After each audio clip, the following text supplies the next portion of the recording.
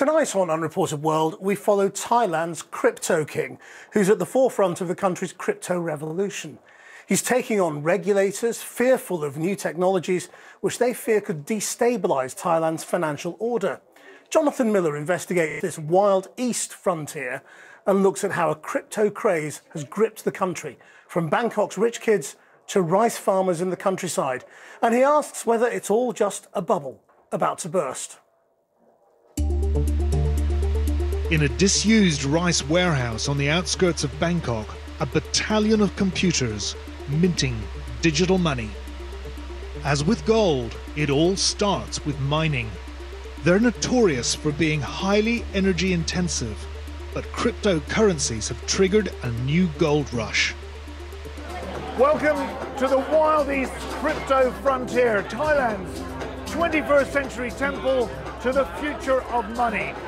Thailand is trying to position itself at the vanguard of a global revolution, and it's gone crypto crazy. I'm an addict, crypto addict. I love trading, I love coming in, I love making money.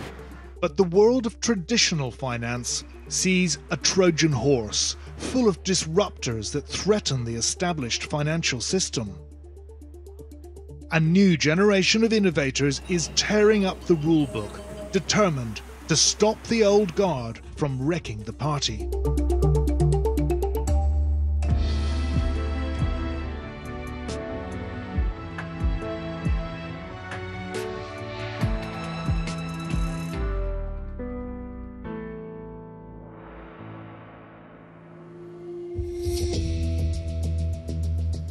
To the believers, cryptocurrency is as revolutionary as the invention of the internet. There are now more than 10,000 crypto coins and tokens, the best known of which is Bitcoin. At their heart is a technological ecosystem called blockchain, which allows data to be transferred in a secure way thanks to complex encryption. Blockchain technology is a paradigm shift that is fast transforming our world. Cryptocurrencies run through these decentralized networks, but they're not under the control of any single government or company. And that's why many countries are really grappling with how to contain this borderless new digital technology. One or two have already banned it. Others are imposing restrictions. But some, like Thailand, well, thus far, they've embraced it. Tonight, amidst Bangkok's high-rise glitz, they're celebrating a deal between Thailand's first billion-dollar crypto startup and the kingdom's wealthiest woman.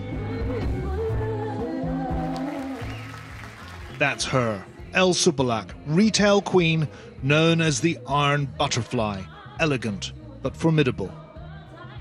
On her arm, Top Jirayut, 31-year-old tycoon and founder of BitCub, Thailand's biggest crypto technology group. Top's a reluctant celebrity, but across Bangkok, his face is everywhere.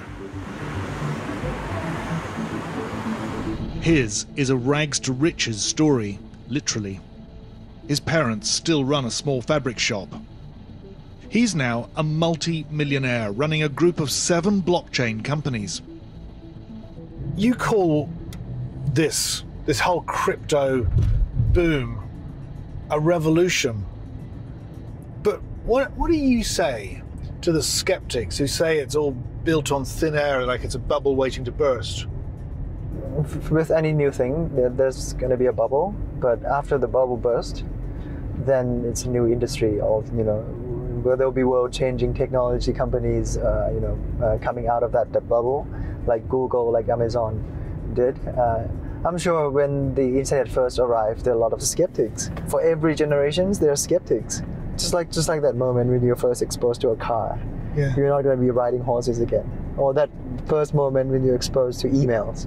You're not going to be writing letters to friends. That's a big ad. How many floors of that building have you got your face over there?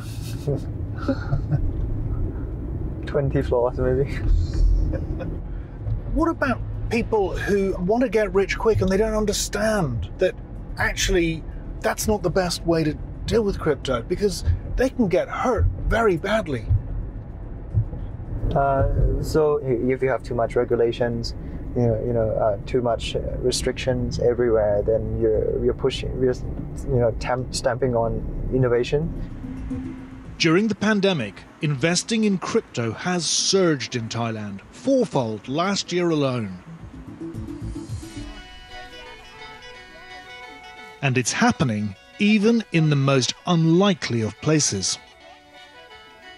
Isan, the endless rolling rice paddies of the Korat Plateau in Thailand's poor northeast.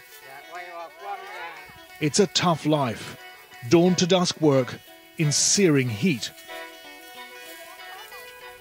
When you're out here listening, as the farmers say, to the sound of rice growing, it's like you're a million miles away from our brave new world's digital metaverse of Bitcoin and blockchain and frenzied crypto speculation.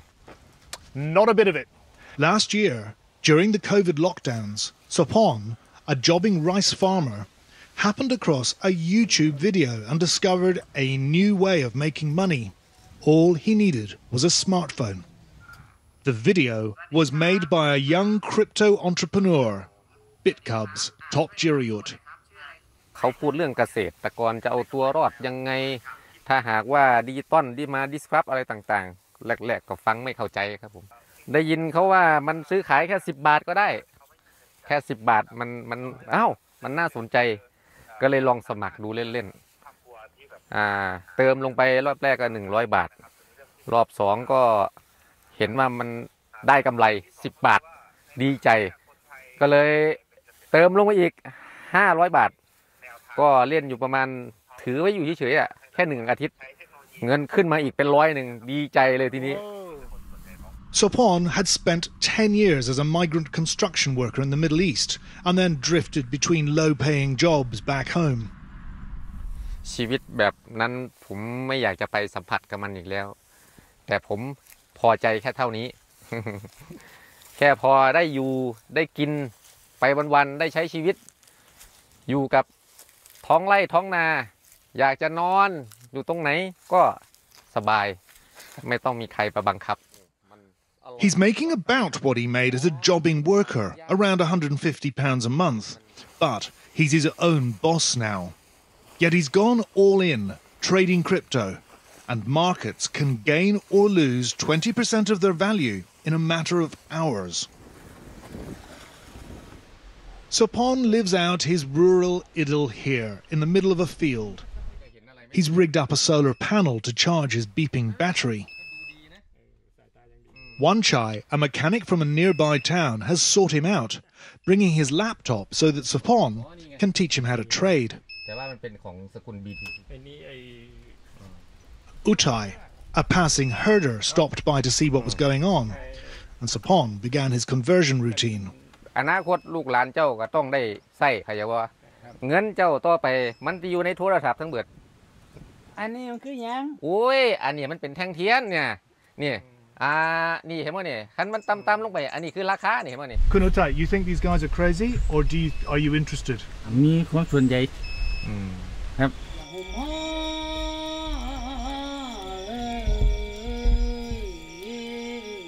7 p.m. and with a fresh, plump Paddyfield rat on the barbie, it's time for a feast. It's an Isan delicacy.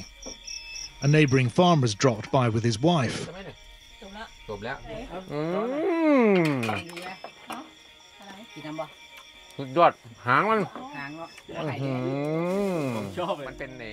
They have no idea what they're in for. It's Ricefield Crypto Night, and Sopon's in full zealot mode. โอ้โหพูดมากไม่ได้เลยตับหายหมดเลยของแซ่บของครอบครัว Sopon's living the dream, a life reliant on the unpredictable returns of crypto assets.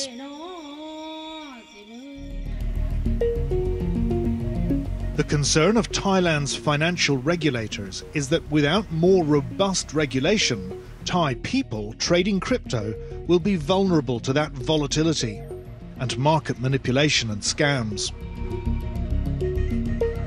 I've come to meet a 23-year-old chef called Chan, who, when he was a 19-year-old student, got into crypto and made millions. Then Chan suffered crypto's four-letter curse, R-E-K-T. He was wrecked. Sawasdee krap, Kun Chan. Sawasdee krap, Kun Johnny. How are Hello. you? I'm good, I'm good. Listen, you better tell us what happened when you got wrecked. All right, I mean, I started cryptocurrency in 2017, so I was about 19 years old, actually. And everything was going up, right? So bull market, so I put in some money. And then actually, in a short while, just only about 4 or 5 months, I made millions of baht. Chand had invested in a less well-established coin, which was cheap. Its price shot up and then crashed. I mean, I lost everything because, you know, I waited for the market to go up, right? That one I got in at, I think, 80 cents to $1, and then it went to $14, and then now it's actually less than a penny, so it never recovered. So yeah, I lost that. What he lost was 400,000 US dollars. Then he gambled 12 Bitcoin too, and lost them. They'd have been worth close to $500,000 today. What's your reaction to the regulators who say we've got to make sure that this market is safe for people before we allow Thailand to trade randomly on cryptocurrencies? Overall, I think it's actually a good thing in order to get Thai people to be more confident into, you know, moving into the crypto space. I mean, the most important thing I've learned was that people are getting into crypto space right now, like I did, thinking they could be millionaires in like a short period of time. They don't understand what they're getting into, right? And then they can get really hurt because there are a lot of, you know, scams out there. And, you know, if you're getting into crypto, getting rich quick, I don't think that's the right mentality.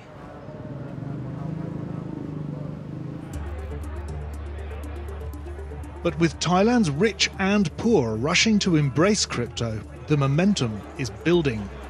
BitCub's crypto king, Top, and Thailand's doyen of retail, L, are launching their joint venture in Bangkok. Top's fresh from cutting a deal with Thailand's oldest bank, which has bought a controlling stake in the BitCub exchange for more than $500 million. When L Supalak speaks, Thailand's corporate titans listen. We're gonna fail or we're gonna fight. We have to dream big, think big, and never give up. She talks about opportunity and crisis and how their country must position itself for recovery in a post-COVID world. I want to be the wind beneath your wings, she says to Top. You are the wealthiest and arguably the most successful businesswoman in Thailand. Do you think that cryptocurrency is the future of money? In the future, it will change to some, what I believe is going to be some universal currency that it can trade and exchange. The trend is toward that. But the regulator does not have this vision. They want to stop this. I don't say they want to stop it. They have to balance. They need to balance. So there should be some regulation. Yeah, there should be, yes. If not, there will be too many. You see cryptocurrency as being something which Thailand can really hitch its own fortunes to. Because after pandemic, COVID, all right, the number one that we have is we are the number one tourist destination in the world.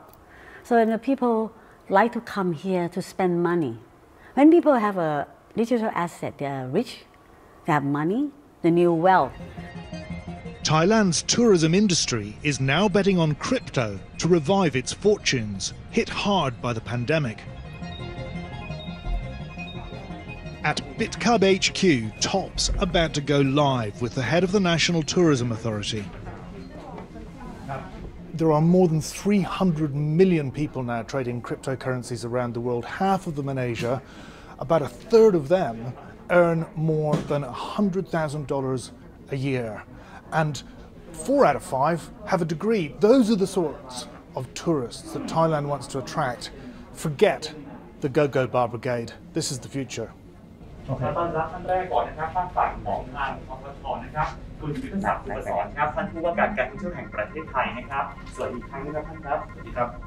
Top believes that by becoming a crypto-friendly nation, Thailand could attract massive new investment. He's been a lonely trailblazer for years, facing resistance from the old guard, regulators always on his back. Now, though, everyone wants a piece of him, and it's great PR for him to have influential allies like this.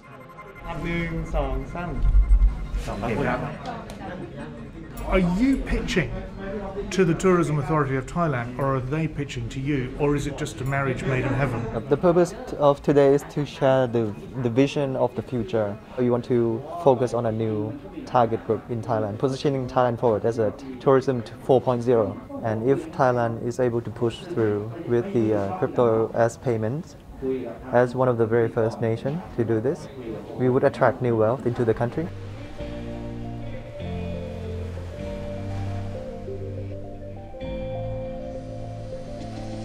Koh Phangan, once a pirate's lair, now an island paradise for a different breed of treasure hunter.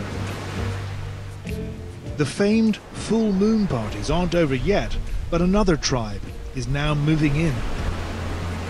Both Thai locals and the outsiders who now call this place their home have a new name for Phangan. They call it Crypto Island.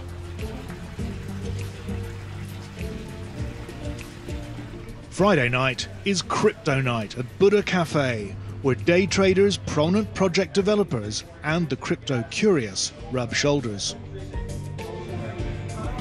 And what the basics are of crypto and blockchain technology. Edwin de Lepper, an erstwhile IT guru, lectures on the intricacies of the fast-evolving crypto ecosystem, now dubbed Web 3.0. Coins is basically like Bitcoin, Ethereum, Avalanche, Matic.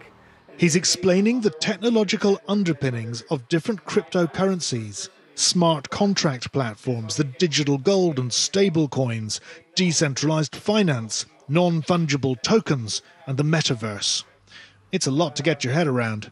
The new trend is metaverse. Yeah, and it's like a tornado of technology coming together. In the crowd tonight, two friends from Australia and Russia, both seasoned crypto nomads. Stephen's music business is based in New York. Sergey's blockchain technology startup has just raised $175 million to fund its expansion. The company is now valued at $2.25 billion. The digital nomads who've moved here have done so to escape what they view as the false promises of the rat race.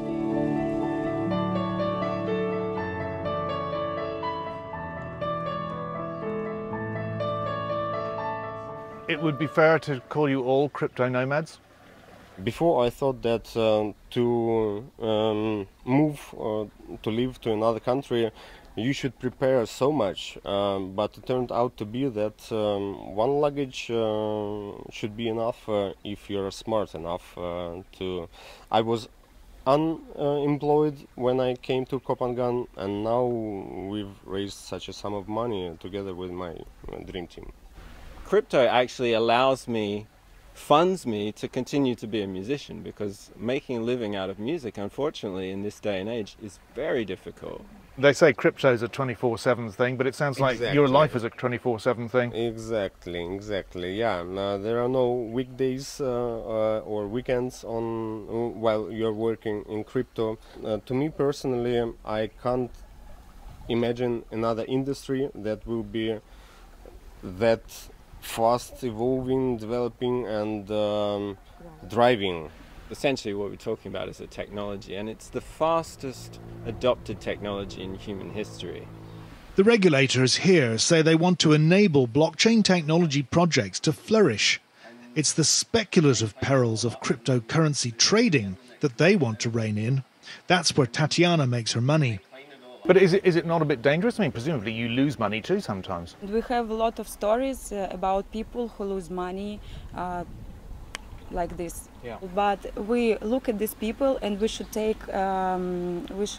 see these stories. And learn some risk management. Yes, money management, risk management, everything, yes. We'd been chatting for about an hour, but an hour is a very long time in volatile crypto markets. While we were talking in there, Bitcoin has plunged from close to $50,000 a coin to 42. Panic? Whoa! Time to buy. Bye. But for those who've risked too much on such volatile markets, it can be bye-bye to everything when coins suddenly crash. That's what Thai regulators want to protect people from. But Thailand's financial authorities are grappling with how to respond to the crypto boom. They're caught between a rock and a hard place, protecting consumers while allowing space for innovative blockchain technologies to flourish.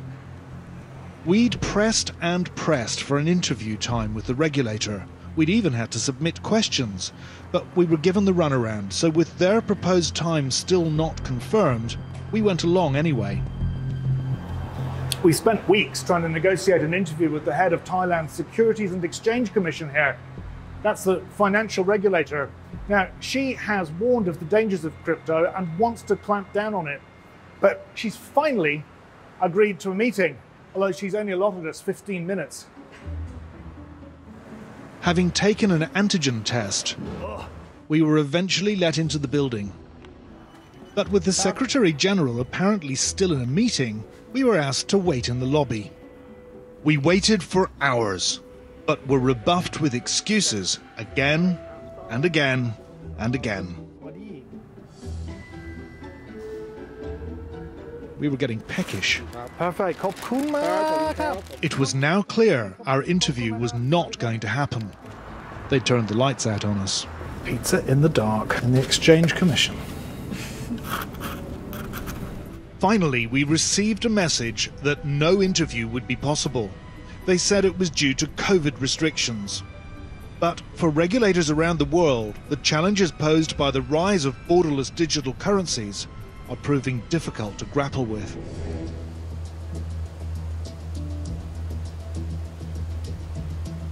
Sopon, the rice-farming crypto trader, has ventured down from Isan for a dose of Bright Light's big city. One night in Bangkok, and he's the toast of the town. He's basking in it. BitCub's revenues have been growing at 1,000% every year, and this year, record profits are expected. But the regulators are circling, threatening to call time on the party. So this is a big moment. We're just about to introduce Sopon to his hero, Top of BitCub. Sopon's got a few more Thai baht in his wallet now, but Top's got hundreds of millions. Kun Sopon, meet Kun Top. สวัสดีครับผม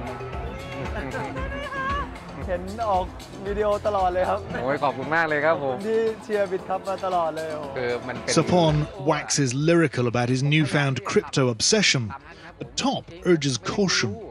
แต่ต้องใช้เงินที่เสี่ยงได้นะครับอย่าเอาเงินที่เอาขายบ้านขายรถมาลงไม่เอานะครับ The crypto community's been intoxicated by years of breathtaking profits and eye-watering deals. Can Top's vision for Thailand be realised? Well, he's not much given to doubt. But across the world, there's the threat of a hangover looming as skeptics pour scorn and regulators flex muscle. For now, though, the party goes on.